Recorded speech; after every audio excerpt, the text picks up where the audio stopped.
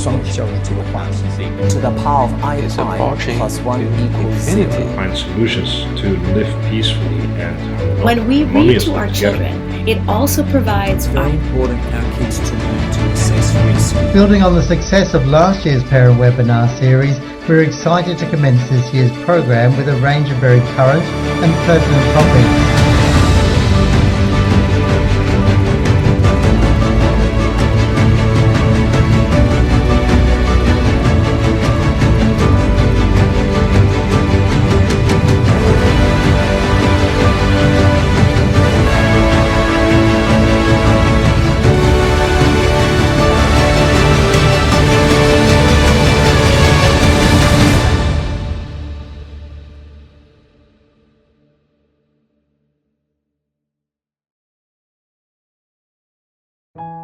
My expectations of my children are that they are independent human beings and contribute back to whatever community they find themselves in. It feels very much like a shared priority between school and our family that we're concerned about the whole development of the person. My name is Kitty Potter. I'm the mother of Daniel, Lucas and Samuel Lewis, who are YCIS students. I met my husband in Taiwan and we ended up together in Hong Kong after we graduated, and then we moved to Beijing. In 2016, in summer, we moved as a family to Shanghai. The kids started out at YCIS in Beijing, but then continued with their YCIS education here in Shanghai. Do you notice what these guys are wearing? Uniforms, I do. Today was the first day back at school, which is always exciting. Samuel has just graduated. Lucas has just gone into year 11. Daniel is the youngest brother. He's in year 6, which is the last year of primary. Back then, when they were really little, I wasn't thinking about, long-term academic success. It was really just as a family that was really committed to living and working in China. And so that very first decision was about finding a really strong Chinese language program. But then when we visited YCIS, we realised it was even more than that. It's not just language acquisition. If you're starting to think in another language, you start to understand that way of thinking and the culture and the values and all of the things that go along with language, all of the benefits to accessing cultural opportunities, creating a sense of community and providing opportunities that go beyond classroom learning. I joined the Parent Ambassador Group almost 2 years ago. Because I really wanted to give something back to the school and to the community. In terms of the relationship between school and parents, I do think it is about partnership, school trusting parents and parents trusting school. You have to be on the same page when it comes to what your expectations are of the children. Are they getting all the support that they can get to develop, as a whole human being who's going to be resilient, who's going to be able to face all of the challenges in life? Do you want darling?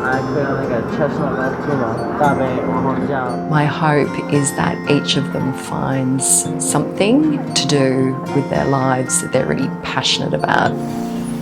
You don't have to be the top of all your classes. You just really have to reach your own potential, because then that gives you an opportunity to decide what you want to do in your life, and it gives you choices.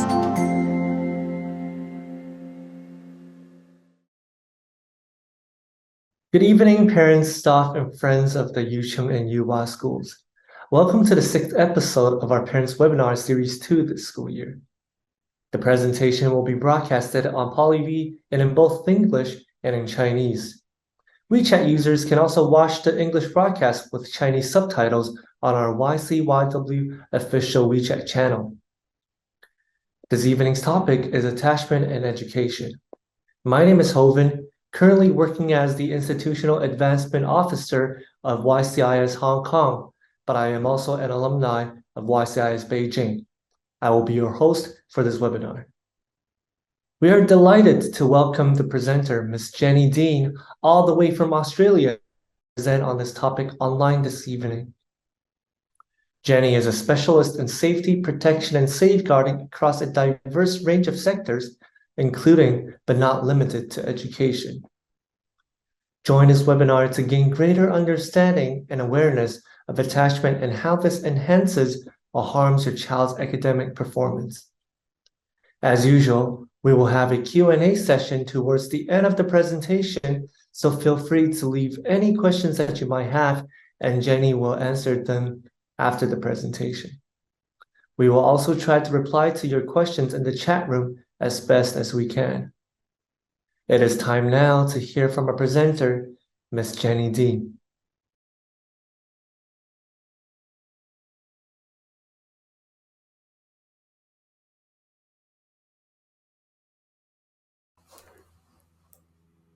Hi everyone, my name's Jeannie Dean. It's lovely to be online with you all to talk about emotional attachment and education. What we're going to be focusing on in today's discussion is the relationship between secure attachment and academic performance. There is a very strong link between the importance of a secure attachment journey on a child and how they actually engage and connect within the educational environment. So this is wonderful to be online with you all. My name is Jeannie Dean. I'm the Managing Director of Safeguarding Solutions Australia, and we're an organisation who provides a range of bespoke services, including mainstream services associated to the protection, rights preservation and assessment and compliance requirements associated to providing services to children, young and vulnerable adults in a range of sectors and industries, not just within the education sector, also to do with employment, industrial regulations, etc. So we're really, really excited to be here with you today, and can't wait to obtain your feedback on today's session.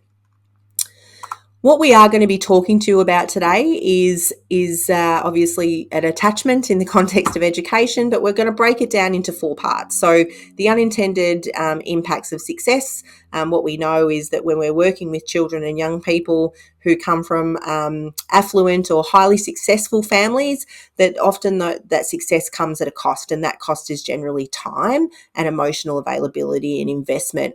Some families do this really, really well. I don't know how. It's very difficult.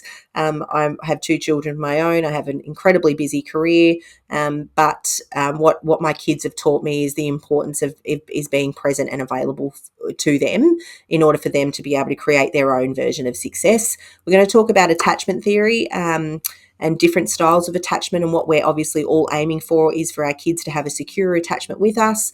Then we're going to talk about if a secure attachment isn't present, how does that have an impact on education? And then we're going to talk about the relationship and what we can do about that, and introduce you to the concept of earned attachment. So let's kick off first of all by talking about the unintended consequences or the unintended impacts of success. And these are questions that we often don't turn our attention to because they're not nice. And as human beings, we like to live our lives in the warm and fuzzy, right? So we don't like to focus our attention on things that are negative. We like to look at the positive.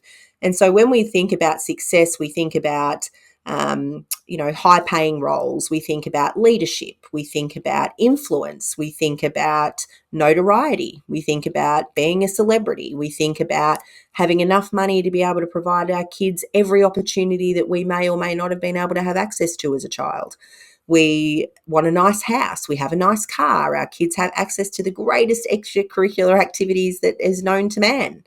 And these are all great. These are all great things to work and strive for, as long as we're paying and drawing our attention to what all of this means as it's developing and as it's happening and as it continues to be maintained. What does this actually take away or have an impact, and how does it have an impact on kids? Your kids, so as you've been working 17-hour days, turn your attention to that 17-hour day has meant 17 hours that I haven't had with my child. How does my child feel about that? How does that 17-hour day impact the way that my child's going to concentrate at school tomorrow when the relationships at school are a little bit fractured? So what we have to think about is what are the unintended consequences of being successful? And they are that you're more time poor, there's greater pressure, and all of that comes at a cost. And often that cost actually relates to how our children actually develop and form relationships with us. So success is a really abstract concept, right? So it's very difficult to define, and it means different things to different people. Why I think the question we need to be asking ourselves as adults in the first instance is, why is success so important to me? What is it that this career that I work in, that I work tireless hours in, what does that actually give me in terms of feeling secure, feeling comforted, feeling empowered, feeling powerful? And these things, are important for all of us. We all want to feel powerful. We all want to feel empowered. We all want to feel like we mean something, and what we do means something to ourselves and others. And we want our families and our children to be proud of us. What we have to also think about, though, is that what you define as success and what success looks like for you in your developmental journey into adulthood may not necessarily be what it is that the children or young people that you provide parenting or parenting advice or caregiving for is what they define as success. And I think the earlier we have this conversation with children, the more secure attachments can be, because the expectations are clear and understood and accepted. When we don't have those conversations about, what's important to our children, and we give them a right of reply in matters that directly affect them, it means that we almost impose our own definitions of success onto the child, and the child then has this fear of failing, and and loses confidence because it's actually not something that they want to do. When we think about the definition of success today, it's about the attainment or accomplishment of wealth, position, honor, social status, fame, and the like. And when we think about the technological environments that we work in right now, success can be achieved in an instant. The years of having to go to uni for 4, 8, 6, 8, 10, 12 years is gone. You can become insta famous in a moment, and that translates to feeling successful. And that may be what it is that the children and young people that you provide care to, that may be what they want. And we have to then have conversations with them about, well, how sustainable is that? So when I have conversations with my 15-year-old son who says, I want to be a pro cricketer, it's like, okay, well, that's great. And I'm really excited that you've got that ambition and that vision, and I'm going to support you to be able to achieve that goal. But we need to make sure that we've got a backup plan, because what happens if you get injured? What happens if you lose the love of the game? And then all you've got is a retired cricket bat and no other skills. And so we need to either make those skills transferable by uplifting them and engaging in other forms of study or other forms of employment. So you can see that the delivery is really important, because I'm not going to say to my son, which I've heard other parents say to their children, is the chances of you being a pro cricketer are slim to none. So that then minimises the child's dream, impacts their self-worth, and that relationship becomes less emotionally supportive. And so the interaction becomes anxious, because the child doesn't know what to expect from you.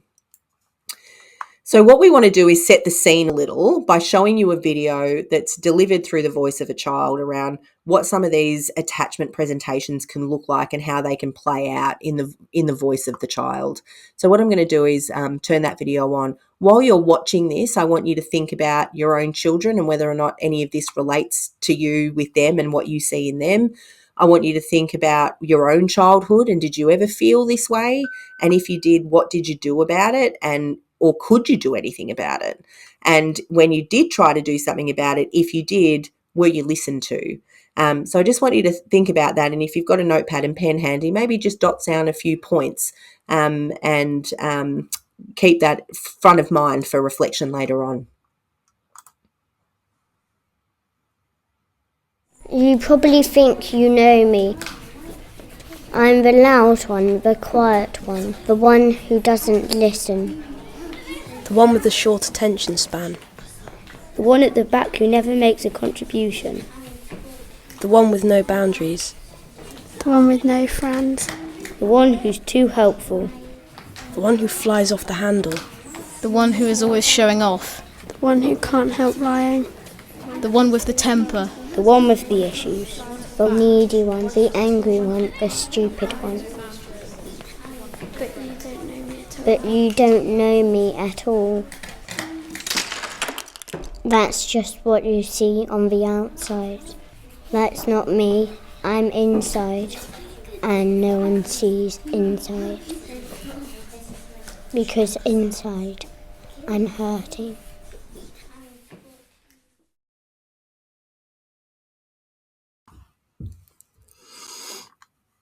Okay. So I hope the video was as impactful for you as it was for me. I really enjoyed hearing the lived experience of a child through their own voice and in their own narrative. It's really, really powerful. So from that, what we can take away is that there are 4 different attachment types. So we've got secure attachment, insecure avoidant attachment, insecure ambivalent attachment, and insecure disorganized attachment. And I'm going to go through each of these in a moment. All right. So the purpose of attachment, first of all, let's set the scene with what it is and why it's there. So the purpose of attachment isn't to play, feed, set limits, teach a child new skills. These are roles in which we hold, right? So if we think about parenting and link our parenting responsibilities to a position description for a job. And in that position description, there would be the roles and responsibilities of the parent, which are these items that you can see on this slide just here.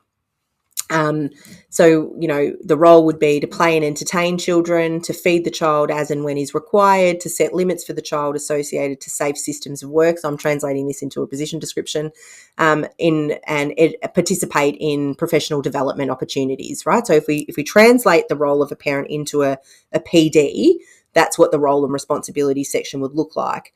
Then in your PD, underneath that, it's got to abide by all organisational systems, policies, procedures, and legislative obligations. And this is where attachment sits. So attachment sits as the baseline for what the interaction with a child should look like. And this is what's going to give the child the greatest opportunity to be successful in their life. So attachment is where the child will use you, the parent or the caregiver, as a secure platform of which to explore when necessary, seek comfort, security, support, and safety from you. So this kind of sits back to when we think about, the minimum standards of practice that you have to abide by, like a code of conduct in a position description. The attachment concept is almost like the code of conduct. There's a set of kind of key skills that need to be demonstrated in order to create a safe environment for a child or young person to be able to be successful, feel safe, feel secure, and be able to kind of navigate the world around them in a safe way. All right. So insecure avoidant attachment. So these are children who have generally experienced insensitive, intrusive, or rejecting caregiving. Now, this sounds really harmful when you say words in this way. But what this could potentially mean is a family with a significant degree of pressure, whether that be financial, family violence, whatever it may be. There could be a series of pressures that the child is continuously being exposed to. But those pressures are also resulting in the caregiver not being emotionally available or connected to the child. So they become emotionally unavailable or detached from processes in a consistent way. So it doesn't necessarily mean that if a child has an attachment issue that they come from a severely abusive background. That does not necessarily be the case. A child that presents with a disorganized attachment, absolutely you're seeing an overrepresentation of significant trauma and complex trauma histories. When you see children with insecure avoidant or insecure ambivalent, you're not necessarily looking at that same degree of risk associated to traumatic lived experiences. Doesn't mean that it's not present, but disorganized attachment is really where you see those cohorts of children. Bergen and Bergen says that the children that experience experiences this kind of attachment style are self-reliant and high achieving. socially uncomfortable. They can present indifferent and avoidant of close connections and relationships, fearful of emotional dependency, and can find it difficult to ask for help, and have difficulty activating their critical thinking and creative thinking brains. And when they get overwhelmed, they can experience an emotional outburst, so they become dysregulated. Funnily enough, this is me. So I, because of my own lived experiences, grew up with an insecure, avoidant attachment style. And then what I'm going to talk to you a little bit later on about is the earned attachment capability. So you actually can recover from different attachment styles over time. That is reliant on the caregivers recognizing that they've got some changes that they might need to make in order for you to be able to meet those emotional milestones for yourself. We then have the ambivalent attachment style, which talks to kids that have experienced inconsistency and largely unresponsive caregiving. So this is when we're seeing parents that are completely emotionally unavailable, who don't respond to the children's emotional needs when children present with emotional regulation issues, and it's basically kind of pushed off to the side, or we see this push-pull dynamic. So I'm happy to have you now and I'm happy to support you now because it works for me and I've got time, and then the same situation could arise the next day and the parent is completely unavailable. So it's really important that we understand what these look like and the severities and how they kind of how they become present within the life journey of your children. And largely that is as a result of the relationships that they have been or have not been able to form with their caregivers. These children are easily frustrated and can be both clingy and distant at the same time. They can present with low maturity and poor regulation skills. They can experience excessive worries. So kids that are constantly worried about things and worried about what if I don't do good on this test? What if I make a mistake when I make this slime? What if I say the wrong thing? And what that can translate, so when kids don't have the words to be able to articulate those worries and fears, it manifests physiologically in the body. And so there is a resource that's called The Body Keeps the Score, or The Body Remembers. It's an amazing book if you're interested.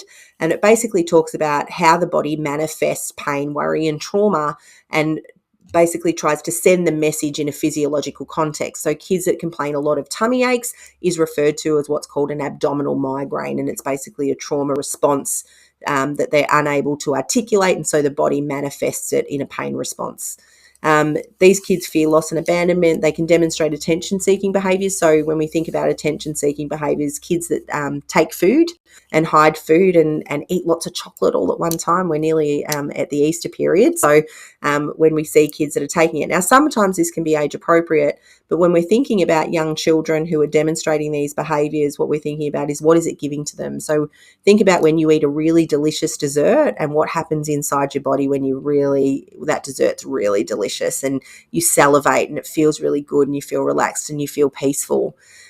That's what the child is looking for. So because the child isn't able to access that through a relational network, they then look for other ways in which they can get that same self-soothing mechanism to kick in and that cortisol hormone, that stress hormone, to slow down and see an increase in what's referred to as oxytocin. So it's really important that we think about why children do what they do. Be curious.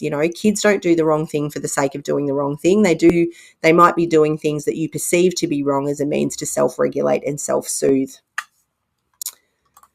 All right. We then have insecure or disorganized attachment. Really important to understand that this is a minority cohort, and these are kids that generally have quite extensive and profound trauma histories or abandonment and rejection issues associated to significant levels of neglect. So these children can be controlling and are often really easily overwhelmed, so they can be triggered really, really quickly. They have a negative view of themselves and other people. So kids that are constantly saying that this person's this and that person's that and that's that, and I can't do that because I'm just this. This is where you might start seeing some disorganized attachment style. They have difficulty trusting the intentions of other people, so they can't align with a relationship because everything in the world is frightening and they're frightened of everything. They can be highly vigilant and easily distracted, have a strong sense of fear, panic, or helplessness, and can be unpredictable and demonstrate extreme and distressing behaviours. and are highly sensitive to criticism. Now, most children are really sensitive to criticism, but the more securely attached the child is to the caregiver providing it, the more likely they are to see it as something supportive and helpful, and less about being fearful of the information being provided. And then we have secure attachment, which is what we're all aiming to achieve. And the good news is that even if these other attachment, these insecure attachment types are present within your child's life, there is an opportunity to look at earned attachment and being able to support the child move through those stages of ambivalence and anxiety. These children often will trust and be relaxed in the relationships that they have available to them. They have a felt sense of safety, so they can leave the house without feeling worried. They can enter a new social circle without fear. They'll make the most of the opportunities that they're given. They'll give, if we think about the analogy of being a have-a-go kid, these kids often have secure attachments. They are generally more emotionally resilient and self-aware, so they can see what part they may have played in a relationship falling away, whereas a kid with an insecure attachment will think that it's everybody else, and basically it'll be some self-loathing. So everybody's like this because I'm like this, and it becomes their fault, whereas a child with a secure attachment will be able to see both sides of the coin. They'll generally have greater levels of self-esteem, and they're not afraid to be close to people. They're not anticipating somebody going to hurt them, and so they can generally be quite giving in terms of their level of closeness with a caregiver. They're willing to change and overlook others' faults, so they don't fixate on that as a potential threat or fear. They're open to being able to say, well, I think I could have done that better, so I'm going to be better next time, and I'm going to communicate that. And they generally are stronger at resolving conflict and problem solving independently.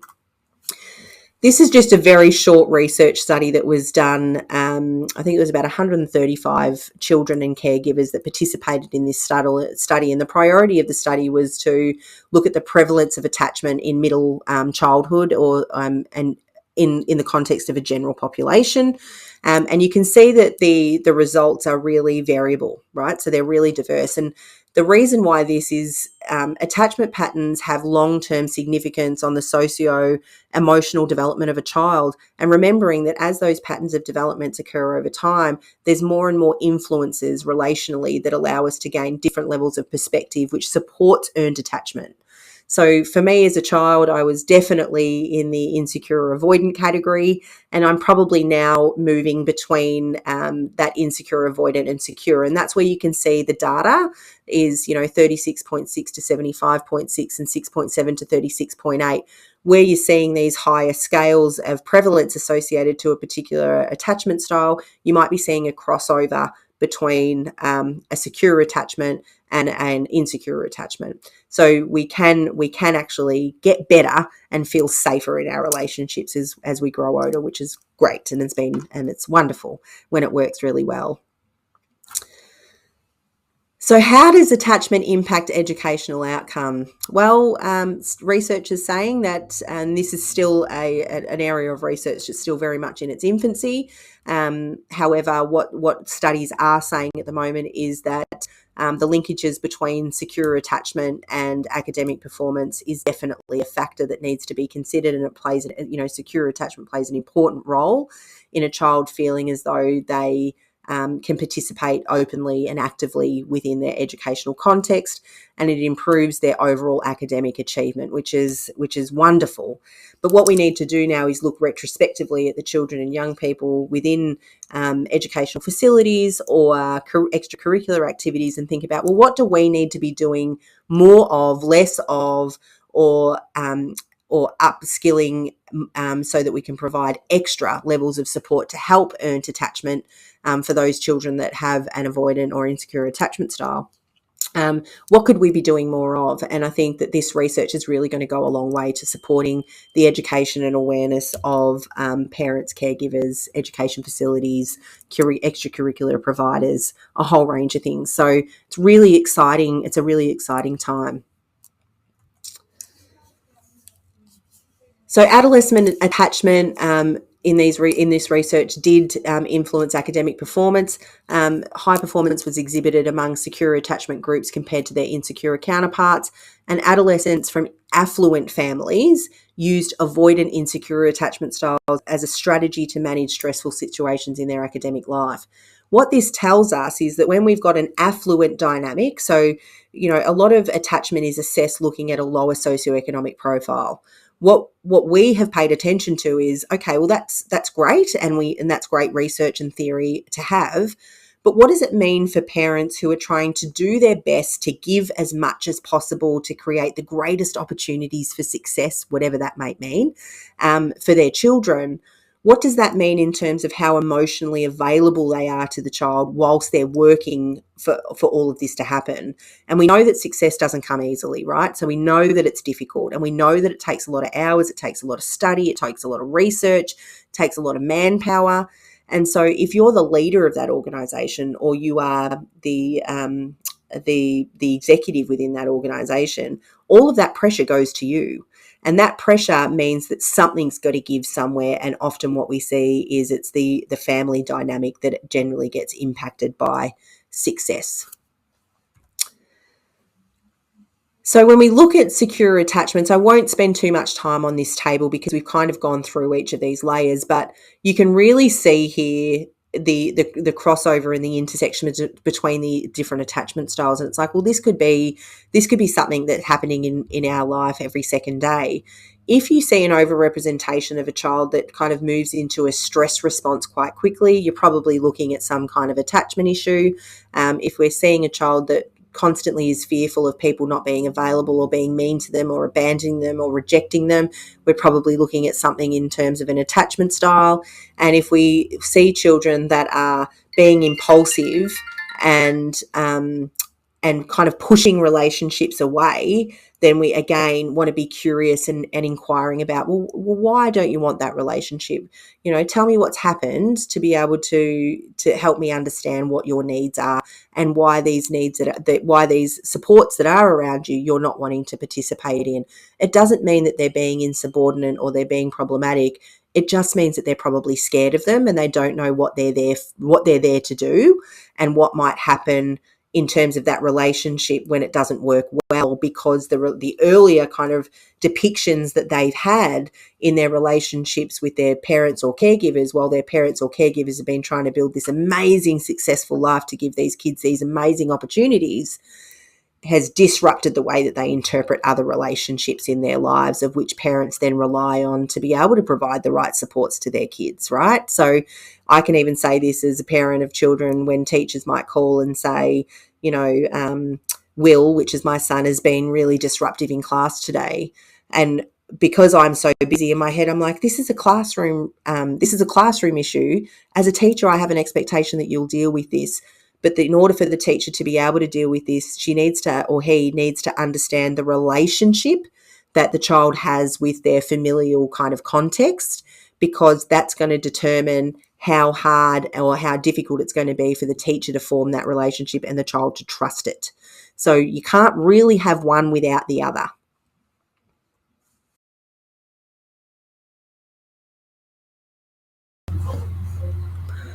All right. So we're going to talk a little bit now about what can you do today to be able to create more secure relationships with children and young people tomorrow. So when we think about our relationships, we need to be thinking about attachment in the context of these relationships as an interactive process of emotional communication and reciprocal exchange. Without early identification and treatment within adolescents or young people who experience attachment issues, it can lead to having problems at home, in school, and forming friendships and relationships. When we think about this really stems down to what can we do as adults to support our children have secure attachments throughout their life and as they move into the developmental stages of early adolescence and adulthood. So there's kind of 4 key elements that we can work on in terms of looking at secure attachment, and that is ensuring that children have a felt sense of safety, a felt sense of comfort, a felt sense of being seen and known, and a felt sense of being valued. When we think about safety and security, what we want you to think about is inviting your child to connect with you without judgment. So looking at the child's lived experiences and adopting that in terms of the same degree of reaction, response, and assistance and support as what you would be receiving as a functioning adult in your workplace. We want you to be delivering that same degree of importance on things that are important to you to things that are important to your child. So if they're having a fight with their friend at school, we want to be investing in that with the same degree of emotional investment that the child is delivering it in. We want to be reciprocating that. Helping your child understand that they're not alone, and the way in which you model the way that you communicate really supports that. Don't be a source of fear for your child. So if your child's coming to you with an issue and that issue seems minor in comparison to what other stresses that you're dealing with as an adult, it's really important that we don't say later and thinking about, and you just saw my facial expressions, a frown of the brow, the sharpness of my tone, and the delivery of a clear and concise message that has an undertone of frustration. This creates a source of fear in your child in terms of bringing other things to you in order to help them problem solve and navigate the world around them in a safe way. Reconnect with your child post a disagreement. So if there is and we're humans, we're not always going to agree, and that's okay. But if we have a disagreement with our child, the most important thing we can do is enact some relational repair. And that is by demonstrating to your child that it's okay not to agree, but it's really important that once we have a disagreement that's gotten a little bit heightened with some frustration, that we reconnect and reflect on what kind of created that pathway for frustration and what we could do differently in our relationship to hear each other better moving forward. This then provides the child with permission to freely express their emotions and their needs without punishment or minimization, which is really the key point here in terms of security. Then we want to think about how your children are seen and heard. Acknowledge your child using active listening. Don't have a phone in front of you while your child's trying to have a conversation with you, whether that be about work, school, friendships, sibling kind of disagreements. It's really important that when you're there, you're physically present and you're actively participating in the conversation, not through the barrier or the distraction of a phone or a laptop. Reflect back with the child about what they've said to you. So when they've relayed a message, ensure that you relay it back to them and give them permission to correct you if you've got it wrong, and take the time to understand what they're going through and the pressures that they might be feeling as a result. Remember that what's stressful for you is going to be very different to what the lived stresses are for a child in an educational environment. And although it might not seem as severe to you sometimes we minimise as well because of our own lived experiences as children of, oh, well, I'm okay now. So you just kind of deal with it and move on. In the moment, remember what that felt like when you weren't heard and how lonely and how isolated and how scary that felt. And be vulnerable and let the child know that you're not going to get it right all the time. You're not going to be exactly who they need you to be all the time. And it's okay for us not to be successful all the time. This is how we learn, and we can learn together. And then last but not least, it's soothing and security. So when we think about soothing, what we want to think about again is that physical presence. So making sure that we're physically available to our kids. We want to remain calm. And this talks about soothing, right? So when a child is elevated, we don't want to get elevated with them. We want to be that kind of equilibrium and provide that balance. We teach emotional expression to our kids by the way in which we respond to our children when they're in a time of need. And if we're responding with frustration, dismissal, minimization, an absence of priority, an absence of active listening, the children are going to model those same behaviours back to teachers, other caregivers, family members, siblings, and friendships groups, which obviously makes it really hard for a child to actually form a secure attachment within their world and in their connections. And remember what it's like to be a kid. Out of everything that we've kind of shared so far, just don't forget what it was like to be a kid. Remember to put those kids' shoes back on and remember what your life was at school. Remember what your parental situation was like within your own family home. Remember what the strain on your relationships with your siblings and friends were. And if you're a person that had really, really great opportunities in terms of really strong and secure networks and friendships, that's great for you.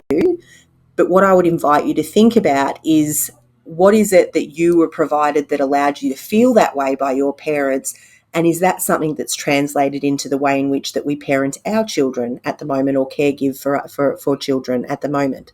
What we find is obviously the pressures that our parents were under when we were younger, as opposed to the pressures that the world in terms of its technological advancement over time, which means that we're expected to be available all of the time, because there is a mechanism that allows us to be available all the time.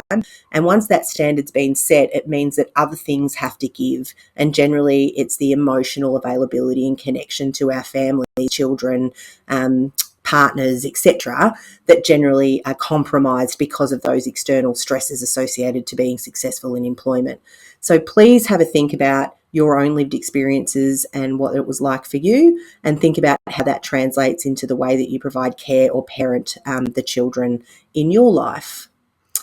It has been an absolute pleasure sharing a very high-level snapshot of what attachment looks like and how it impacts education. And it's really clear that the greater level of security in an emotional exchange with a parent or caregiver, the more successful children will become in other aspects of their life, including education.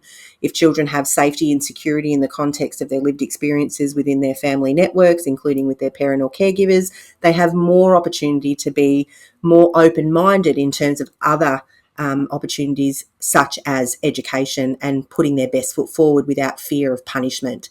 So sometimes the fear of not doing well can immobilise a child to not actually try their best, because they're going to get in trouble anyway, so what's the point? So please be mindful of how important these secure attachments are, how important it is to be emotionally connected and available to children and young people, and just how much of an important role your modelling, your connection, your engagement actually plays in how successful your children are academically.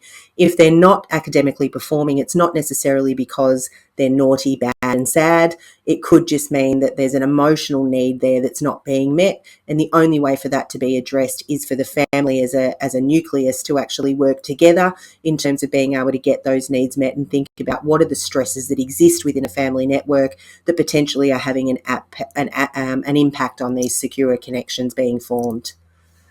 It has been an absolute pleasure speaking with you all. I do invite you to take a look at our website and have further conversations with your education providers around what you could be doing differently to be more emotionally available and connected to your child tomorrow. Best of luck, everybody, and it has been an absolute pleasure.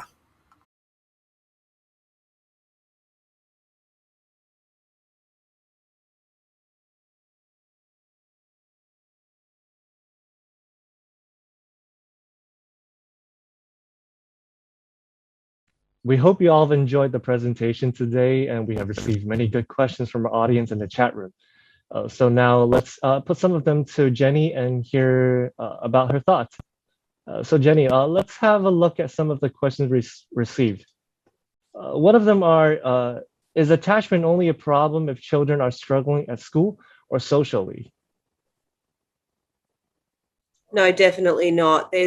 There's a range of circumstances of where attachment can become insecure, avoidant or ambivalent, but also many interactions and overrepresented that secure attachment is present.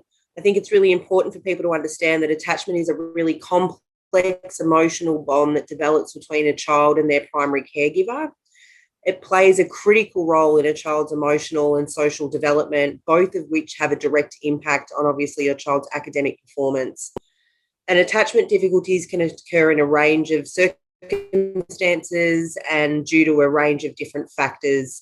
And some of those could be neglect, and that neglect doesn't need to be intentional. It could be that as a busy family, you've got lots and lots of competing priorities. And what we tend to not realise is that over time, we lose emotional interaction and emotional connection with our children and with each other.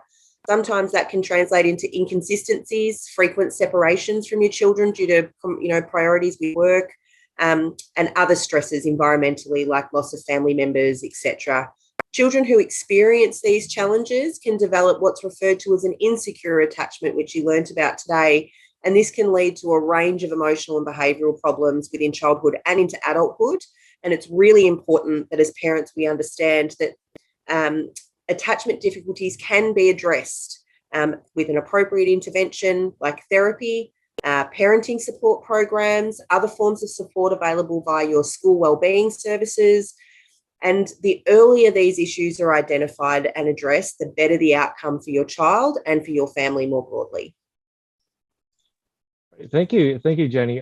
So I believe parenting or caregivers play a really crucial role to children in these cases, which lead us to the second questions we have. What if the parent asks, I am a very busy parent with competing priorities and pressure from work. What could I do to positively impact my child on a daily basis? Yeah, it's a really good question. I myself am a mother of two children and I have an incredibly busy career. And when you're a busy parent with lots of competing priorities and pressure, it's really understandable that you struggle to balance all of those responsibilities. But it is really essential as a parent that we recognise that our children's emotional and social development requires consistent and meaningful interactions with us as the parent. If you're frequently busy and distracted, your child could be feeling neglected, they could be feeling unimportant, which can lead to an attachment difficulty and a range of emotional and behavioural problems. Children need attention, they need affection, they need a sense of security from their primary caregiver or parent, and they need to develop healthy attachment patterns. It's important to carve out time in our busy schedules as parents to connect with our kids regularly. This doesn't have to be an elaborate, time-consuming, expensive activity. It could be as simple as having a daily check-in, engaging with your child in a shared activity, and it could be to be present and attentive during these moments in order to demonstrate that they are the priority. This means not having a phone in your hand, not having your laptop close to you, not taking a call when you're dedicating those times, and make sure that we seek supports. If we are struggling, even as busy parents, seek the support of our friends and family members or colleagues and professional resources to try and take some of the time away from us so that we can dedicate that time to our children. Right. And I believe, throughout a child, while they're growing up, they build up multiple relationships with people around them, like parents and teachers and other caregivers or even friends. So one questions we have here is, how does insecure attachment impact my child's relationship with me as a parent or others in their world, like teachers or other people that care about them? Insecure attachment can significantly impact your child's relationships with you and the world and the others in their world around them, including their teachers. When a child has an insecure attachment pattern, they struggle to trust. They can struggle to manage emotional regulation. So they might have outbursts that seem disproportionate to the situation that's occurring. They may have difficulty in different social interactions. And this then obviously impacts their relationships with adults and peers, not only in childhood, but into adulthood.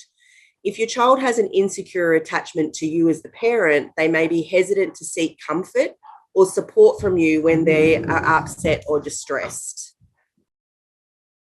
Right. Thank you. So, many parents are concerned, it's absolutely or normal to form attachments throughout a child's interactions with other people and in their lives, but parents are also concerned if there are any long-term impacts if a children don't have the opportunity to form positive attachments. Yeah, there are long-term impacts of not having the opportunity to form secure attachments, or when the opportunity for an earned attachment to be present can be significant and far-reaching. And some of these long-term impacts of insecure attachment are difficulty in regulating emotions. So children who don't form secure attachments can struggle to regulate the way they respond to adversity.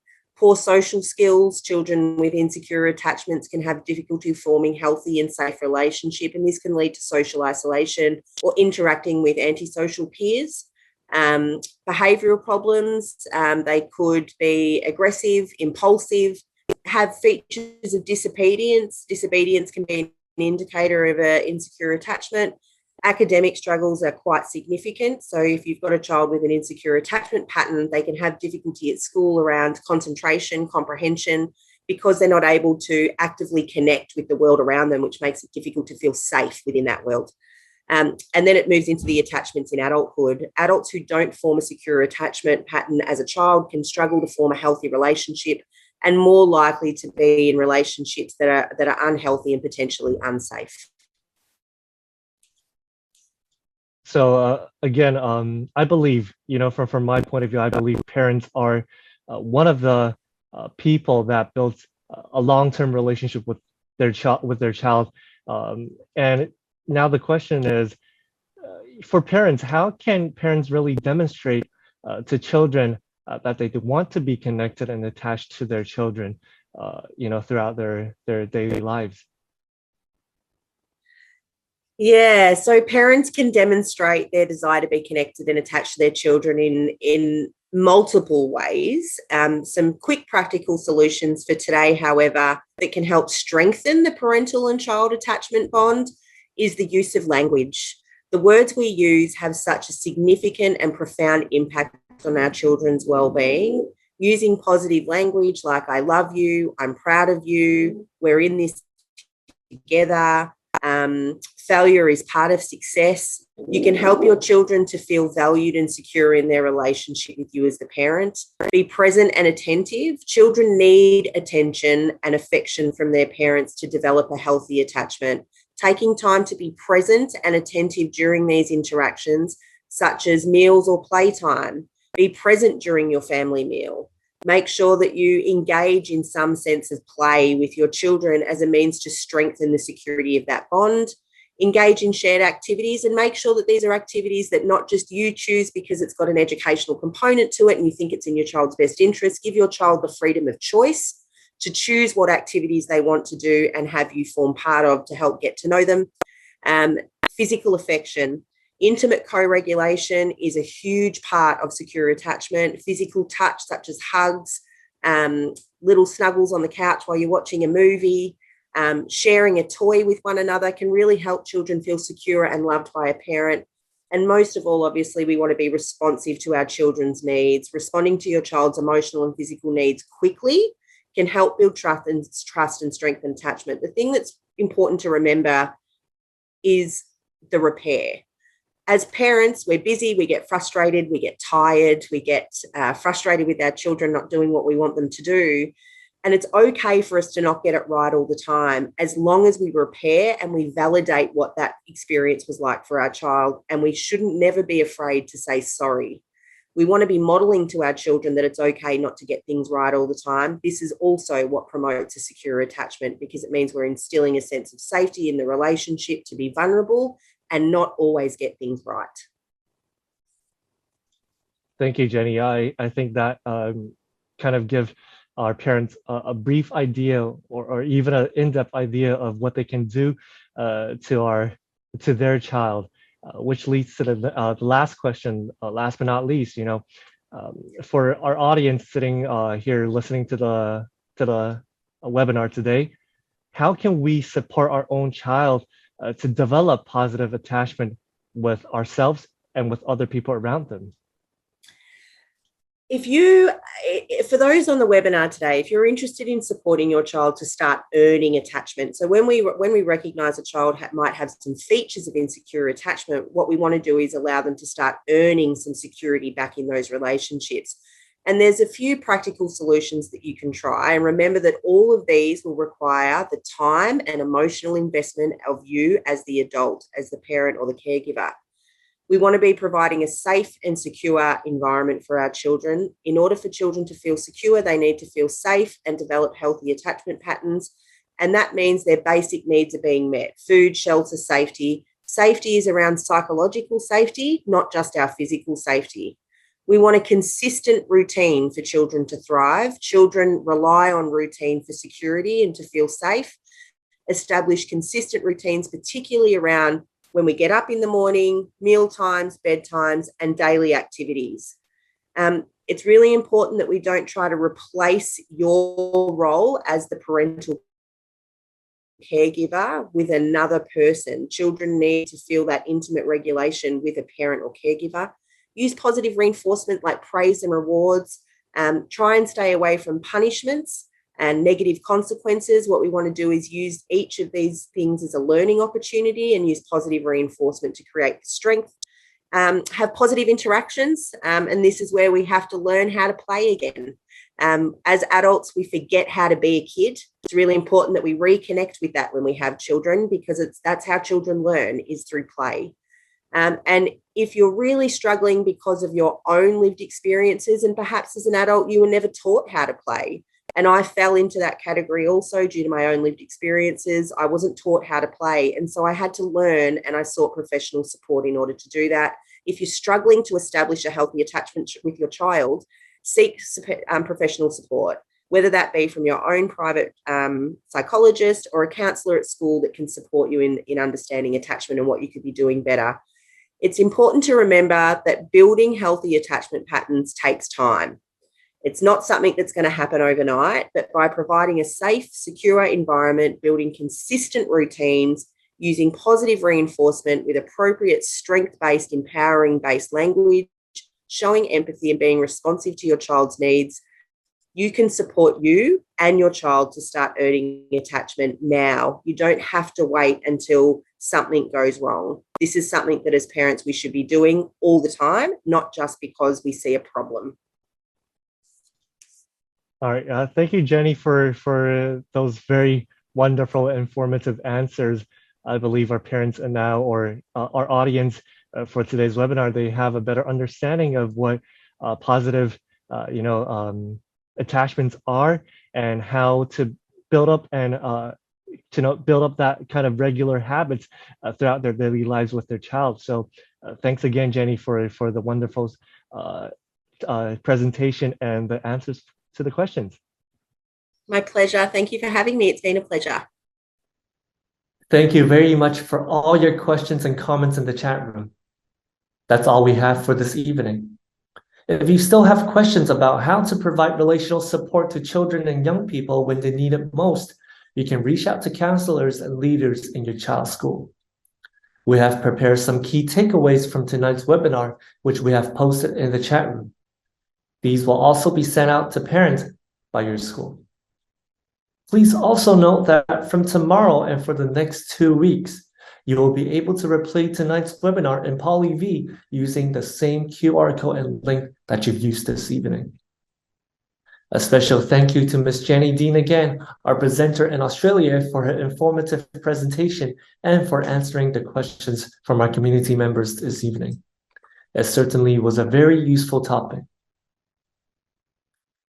We invite you to attend our next episode of our Parents Webinar Series 2 on May 25th. This will be our last episode for this school year. We will be hearing from our Western co-principal, Mr. Andy Clapperton, and the Chinese assistant co-principal, Ms. Sissy Shen. Both from YCI's Shanghai Pudong, Andy and Sissy will lead us onto an exploration of the future of education, resilience in a complex world. This is a really relevant topic for every family, so don't miss it. We hope to see you again at our next webinar. Have a great evening.